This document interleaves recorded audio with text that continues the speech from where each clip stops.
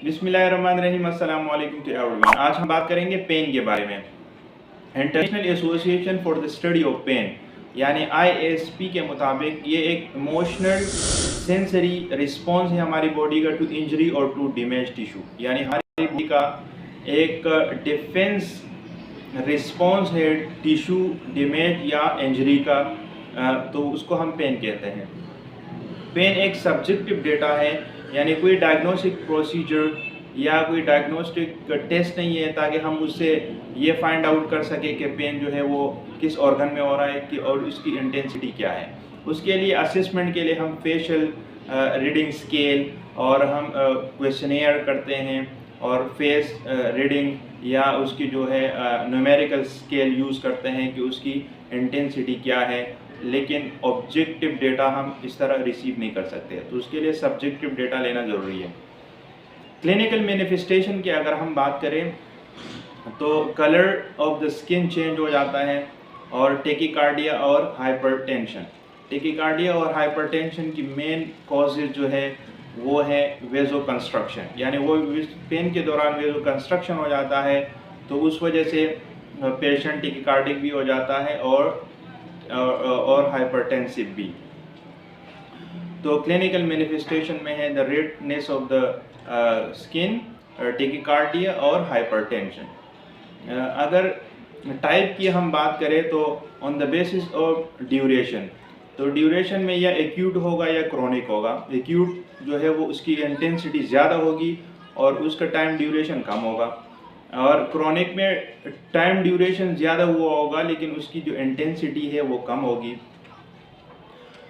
उसके बाद अगर उसकी सीवियरिटी की हम बात करें तो या माइल्ड होगा, मॉडरेट होगा या सीवियर होगा, तो वो फेशियल रीडिंग स्केल या क्वांटिटेटिव न्यूमेरिकल स्केल से हम फाइंड आउट कर सकते हैं। उसके बाद इथियोलॉजी की अगर हम बात करें तो न्यूरोलेप्टिक पेन होगा। न्यूरोलेप्टिक पेन वो होगा कि हमारी बॉडी का जो रिस्पॉन्स होगा टू डैमेज टिश्यू, तो उसको हम कहते हैं न्यूरोलेप्टिक पेन। और साइकोजेनिक पेन वो होगा जो इमोशनल, यानी कोई भी फीलिंग से रिलेटेड हो, सैडनेस हो या कोई ब्लड रिलेटिव की डेथ हो या कोई बैड न्यूज़ हो या इस तरह, तो वो है साइकोजेनिक पेन। और न्यूरोजेनिक पेन वो होगा कि वो न्यूरॉन के डैमेज होने से जो पेन की सेंसेशन होगी वो है न्यूरोजेनिक पेन। तो इथियोलॉजी में है न्यूरोलेप्टिक, न्यूरोजेनिक और साइकोजेनिक पेन। उसके बाद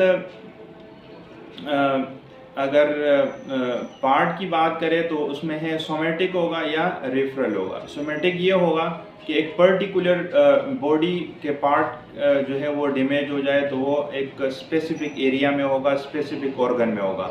रेफरल ये होगा कि वो रेडिएट होगा from one part of the body to another part of the body.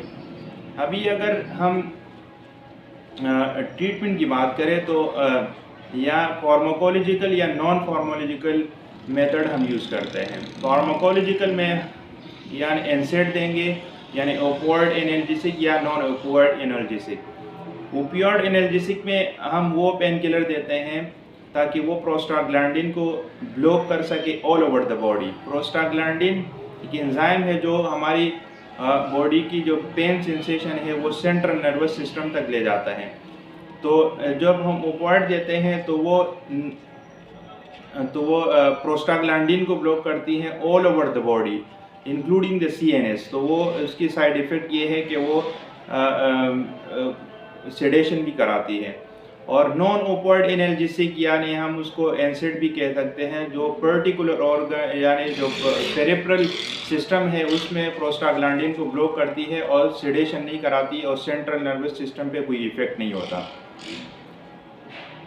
और ऑन द अदर हैंड पे हम अगर बात करें तो नॉन फार्माकोलॉजिकल में फिर हम माइंड डाइवर्जिंग हैं, योगा हैं या मसाज हैं।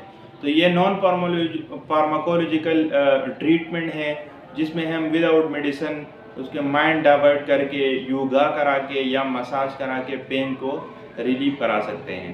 Thank you.